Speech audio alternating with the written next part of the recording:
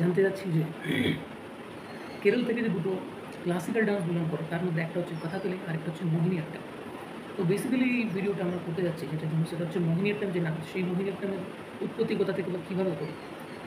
You know that's Mohini related with women, অর্থাৎ মোহিনী যে শব্দটা মহিলাদের সাথে রিলেটেড, এটা কিন্তু আমরা জেনারেলি বুঝতে পারি। So Mohini, you can say that the meaning of Mohini is illusion, delusion and other something related with this symbol.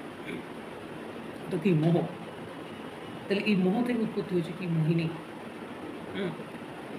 তো ইতিহাস যখন জানবে তো দেখা যাবে যে হিন্দু ধর্মের পুরাণ অনুসারে সেখানে বলা হয়েছে যে ভস্মাসুর নামে একজন অসুর, যিনি কিনা দীর্ঘ তপস্যার মাধ্যমে ভগবান শ্রী বিষ্ণুকে তিনি তুষ্ট করেছিলেন এবং তার কারণে বিষ্ণু নিজেই তাকে কি করেছিলেন, বরদান করেছিলেন এই বলে যে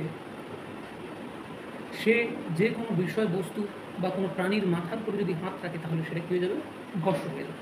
তো সেখান থেকে তার নাম হয়ে কিন্তু ভস্মাসুর। তো এই ভস্মাসুর এই বর পেয়ে তো অসুর বোঝাই যাচ্ছে তাণ্ডব চালাবে পৃথিবীর উপরে। তো তাণ্ডব চালাচ্ছিল এমন অবস্থায় দেখা যাচ্ছে যে এই অসুরকে কন্ট্রোল করার জন্য সেরকম কোনো বীর জন্মায়নি পৃথিবীতে। তো এমন অবস্থায় আমাদের যে ভগবান বিষ্ণু তিনি কী করে, মোহিনীর রূপ ধরে এই ভস্মাসুরের সামনে আসে, অর্থাৎ সুন্দর সুশীল একটা নারীর রূপ ধরে তিনি ভস্মাসুরের সামনে আসেন এবং এসে তার সামনে নৃত্য করতে থাকে। অর্থাৎ সে পরবর্তীতে যখন ধ্যান করতেছিল তখন তার সামনে সে কী করে, নৃত্য করতে থাকে। এমন অবস্থায় ভস্মাসুর সেই মোহিনীকে দেখে তার সৌন্দর্যের প্রতি লিপ্ত হয়ে যায় এবং তার নাচের প্রতি আকৃষ্ট হয়ে যায় এবং তার মধ্যে কাম বাসনা জেগে।